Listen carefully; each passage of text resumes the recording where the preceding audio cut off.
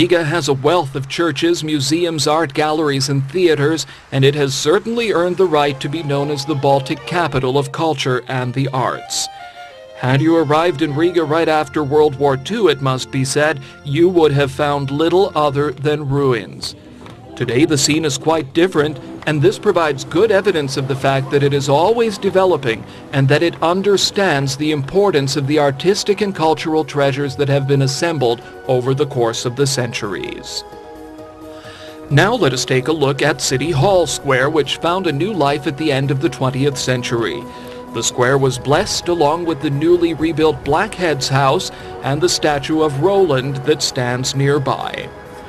The Blackhead's house dates back to the 14th century when its first section was put up for the needs of the city's guilds. A century later, a guild known as the Brethren of the Blackheads moved in. Made up of unmarried tradesmen, the guild had as its patron saint Saint Mauritius. His visage can be seen in the seal of the Brethren of the Blackheads, and it reminds us of days gone by. Today, however, Riga's most elegant building has come back to life. Important receptions and small but distinguished concerts are held here. The Riga Tourist Information Center is here to offer you the latest and most useful information. This used to be the site of another major building, City Hall, built in the early style of Classicism.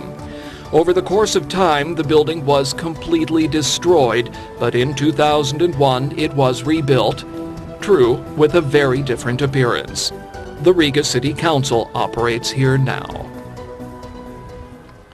The elegant field of heraldry tells us that the color of light blue symbolizes faith, honesty, nobility, and the sky and the air.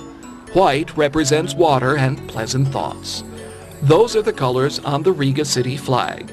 At its center is the city seal, which shows a red brick gate against a silver background. It has two towers which symbolize the city's right to sovereignty. Under the gate is the head of a golden lion. The flag flies outside the City Hall building today. It was inspired in the 17th century by the flags of ships which berthed at Riga. After World War II, there was just one major building in the square which had not been completely destroyed. That is St. Peter's Church, which remains the largest and most beautiful Gothic structure in Latvia today. During the war, it lost its tower, at that time the highest wooden tower in the world. After restoration, the tower kept its form, but now it was made of metal. A lift and a viewing platform were installed, and the rooster at the top of the tower was restored. Now the Golden Rooster sits above his city at a height of 123 meters and a little bit more. He battles the winds and greets all who come to look at him.